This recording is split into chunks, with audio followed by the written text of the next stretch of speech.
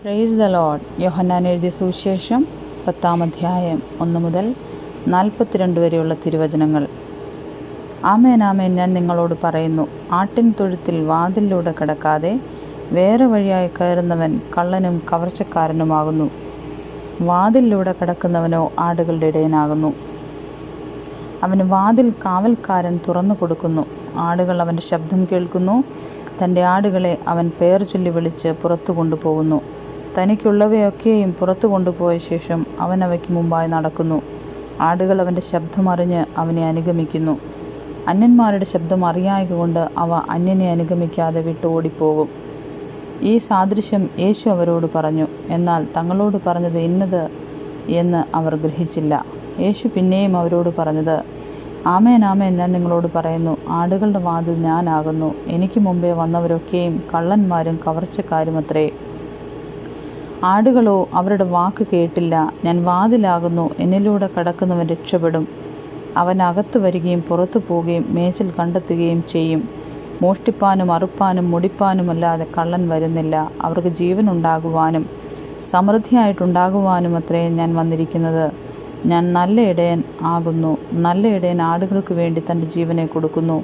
ഇടയനും ആടുകളുടെ ഉടമസ്ഥനുമല്ലാതെ കൂലിക്കാരൻ ചെന്നായി വരുന്നത് കണ്ട് ആടുകളെ വിട്ട് ഓടിക്കളയുന്നു. ചെന്നായി അവയെ പിടിക്കുകയും ചിഹ്നിച്ചു കളയുകയും ചെയ്യുന്നു. അവൻ കൂലിക്കാരനും ആടുകളെക്കുറിച്ച് വിചാരമില്ലാത്തവനുമല്ലോ. ഞാൻ നല്ല ഇടയൻ. പിതാവ് എന്നെ അറിയുകയും ഞാൻ പിതാവിനെ അറിയുകയും ചെയ്യുന്നത് പോലെ ഞാൻ എനിക്കുള്ളവ അറിയുകയും എനിക്കുള്ളവ എന്നെ അറിയുകയും ചെയ്യുന്നു. ആടുകൾക്ക് വേണ്ടി ഞാൻ എൻ്റെ ജീവനെ കൊടുക്കുന്നു. ഈ തൊഴുത്തിൽ ഉൾപ്പെടാത്ത വേറെ ആടുകൾ എനിക്കുണ്ട്. അവയെയും ഞാൻ നടത്തേണ്ടതാകുന്നു. അവ എൻ്റെ ശബ്ദം കേൾക്കും.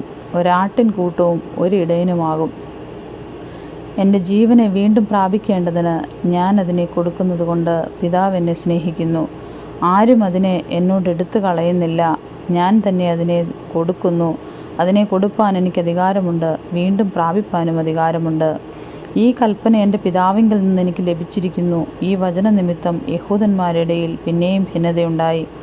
അവരിൽ പലരും അവന് ഭൂതമുണ്ട്, അവൻ ഭ്രാന്തനാകുന്നു, അവൻ്റെ വാക്ക് കേൾക്കുന്നത് എന്തിന് എന്ന് പറഞ്ഞു. മറ്റു ചിലർ, ഇത് ഭൂതഗ്രസ്തൻ്റെ വാക്കല്ല, ഭൂതത്തിന് കുരുടന്മാരുടെ കണ്ണ് തുറപ്പാൻ കഴിയുമോ എന്ന് പറഞ്ഞു. അനന്തരം യെരൂശലേമിൽ പ്രതിഷ്ഠോത്സവം ആചരിച്ചു. അന്ന് ശീതകാലമായിരുന്നു. യേശു ദേവാലയത്തിൽ ശലോമോൻ്റെ മണ്ഡപത്തിൽ നടന്നുകൊണ്ടിരുന്നു. യഹൂദന്മാർ അവനെ വളഞ്ഞു. നീ എത്രത്തോളം ഞങ്ങളെ ആശ്വസിപ്പിക്കുന്നു എന്ന് ക്രിസ്തു എങ്കിൽ സ്പഷ്ടമായി പറക എന്നവനോട് പറഞ്ഞു. യേശു അവരോട് ഉത്തരം പറഞ്ഞത്, ഞാൻ നിങ്ങളോട് പറഞ്ഞിട്ടുണ്ട്, എങ്കിലും നിങ്ങൾ വിശ്വസിക്കുന്നില്ല. എൻ്റെ പിതാവിൻ്റെ നാമത്തിൽ ഞാൻ ചെയ്യുന്ന പ്രവൃത്തികൾ എനിക്ക് സാക്ഷ്യമാകുന്നു. നിങ്ങളോ എൻ്റെ ആടുകളുടെ കൂട്ടത്തിലുള്ളവരല്ലായകയാൽ വിശ്വസിക്കുന്നില്ല. എൻ്റെ ആടുകൾ എൻ്റെ ശബ്ദം കേൾക്കുന്നു. ഞാൻ അവയെ അറിയുകയും അവ എന്നെ അനുഗമിക്കുകയും ചെയ്യുന്നു. ഞാൻ അവയ്ക്ക് നിത്യജീവൻ കൊടുക്കുന്നു. അവ ഒരു നാളും നശിച്ചു പോകുകയില്ല. ആരും അവയെ എൻ്റെ കയ്യിൽ നിന്ന് പിടിച്ചു പറിക്കുകയുമില്ല. അവയെ തന്നിരിക്കുന്ന എൻ്റെ പിതാവ് എല്ലാവരിലും വലിയവൻ. പിതാവിൻ്റെ കയ്യിൽ നിന്ന് പിടിച്ചു പറിപ്പാൻ ആർക്കും കഴിയുകയില്ല.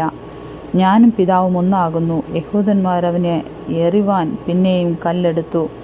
യേശു അവരോട്, പിതാവിൻ്റെ കൽപ്പനയാൽ ഞാൻ പല നല്ല പ്രവൃത്തികൾ നിങ്ങളെ കാണിച്ചിരിക്കുന്നു. അവയിൽ ഏത് പ്രവൃത്തി നിമിത്തം നിങ്ങൾ എന്നെ കല്ലെറിയുന്നു എന്ന് ചോദിച്ചു. യഹൂദന്മാർ അവനോട്, നല്ല പ്രവൃത്തി നിമിത്തമല്ല, ദൈവദൂഷണ നിമിത്തവും നീ മനുഷ്യനായിരിക്കെ നിന്നെ തന്നെ ദൈവമാകുന്നത് കൊണ്ടെന്നത്രേ ഞങ്ങൾ നിന്നെ കല്ലെറിയുന്നത് എന്നുത്തരം പറഞ്ഞു. യേശു അവരോട്, നിങ്ങൾ ദേവന്മാരാകുന്നു എന്ന് ഞാൻ പറഞ്ഞു എന്ന് നിങ്ങളുടെ ന്യായപ്രമാണത്തിൽ എഴുതിയിരിക്കുന്നില്ലയോ?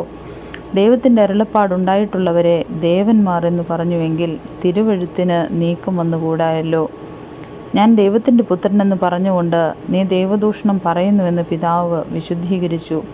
ലോകത്തിൽ അയച്ചവനോട് നിങ്ങൾ പറയുന്നുവോ, ഞാൻ എൻ്റെ പിതാവിൻ്റെ പ്രവൃത്തി ചെയ്യുന്നില്ലെങ്കിൽ എന്നെ വിശ്വസിക്കേണ്ട? ചെയ്യുന്നുവെങ്കിലോ എന്നെ വിശ്വസിക്കാതിരുന്നാലും പിതാവ് എന്നിലും ഞാൻ പിതാവിലും എന്ന് നിങ്ങൾ ഗ്രഹിച്ചറിയേണ്ടതിന് പ്രവൃത്തിയെ വിശ്വസിപ്പീൻ. അവർ അവനെ പിന്നെയും പിടിപ്പാൻ നോക്കി. അവനോ അവരുടെ കയ്യിൽ നിന്ന് ഒഴിഞ്ഞുപോയി. അവൻ യോർദ്ദാനക്കരെ യോഹന്നാൻ ആദിയിൽ സ്നാനം കഴിപ്പിച്ചു കൊണ്ടിരുന്ന സ്ഥലത്ത് പിന്നെയും ചെന്ന് അവിടെ പാർത്തു. പലരും അവൻ്റെ അടുക്കൽ വന്നു.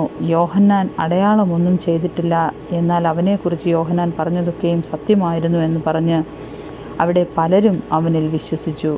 ആമേൻ.